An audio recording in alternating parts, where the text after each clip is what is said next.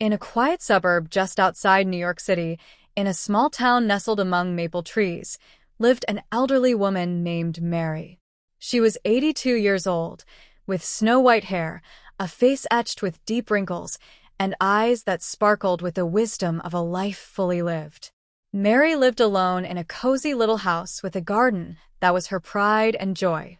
Every morning, she watered her roses, and in the evenings, she took slow walks in the nearby park. Mary's life hadn't always been so peaceful. She was born in the Midwest, on a farm in Iowa, where the fields stretched endlessly under big skies. As a young woman full of dreams, she moved to New York City in the 1950s, seeking adventure and opportunity. That's where she met John, a hardworking man who labored in a factory in Brooklyn. They fell deeply in love. John had kind eyes and a gentle laugh that made Mary feel safe. They married in a simple ceremony at a local church and soon had 2 children, a son named Thomas and a daughter named Elizabeth. Life with John was beautiful in its simplicity.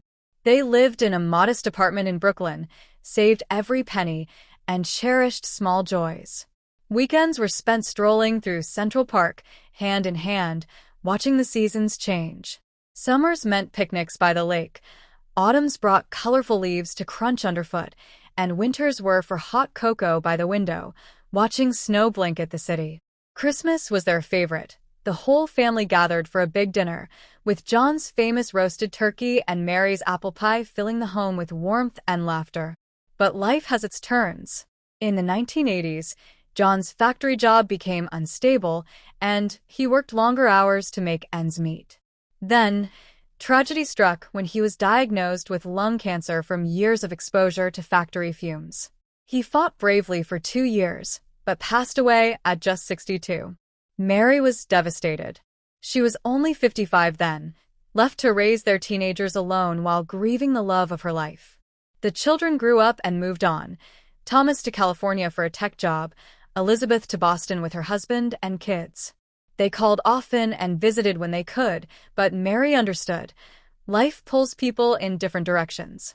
She retired from her job as a school secretary, moved to the quieter suburbs for a smaller house, and found solace in her garden and books. Years passed. Mary made friends in the neighborhood, an old widower named Harold who lived next door and brought her fresh bread sometimes, and a group of ladies at the community center, where she played bridge every Tuesday. But deep down, there was a loneliness, a quiet ache for the past. One crisp autumn day in October, Mary decided to take a longer walk than usual. The leaves were turning golden and red, reminding her of those Central Park days with John. She walked to the old lake in the park, sat on her favorite bench, and pulled out a small photo album from her bag, the one she always carried. Flipping through pictures of young John smiling at the camera, their wedding day, the kids as babies, she felt tears well up. As she sat there, a young couple walked by, holding hands and laughing. It made her smile through her tears. "Love like that doesn't fade," she whispered to herself. That evening, back home, Mary felt unusually tired.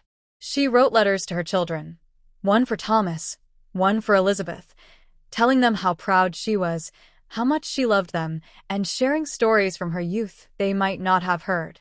She ended each with, "Live fully, my dears. Don't wait for tomorrow." The next morning, Harold knocked on her door to check why she hadn't watered her roses. He found her peacefully in her armchair by the window, photo album open on her lap, a serene smile on her face. Mary had passed away in her sleep, at peace. Her funeral was small but beautiful. Thomas and Elizabeth came with their families.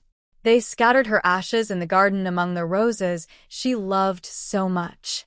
As they did, a gentle breeze carried petals into the air. Mary's life was a testament to quiet strength, the kind that endures loss, cherishes memories, and finds joy in simple things. In her last walk, she had said goodbye to the world on her own terms, full of love and without regret.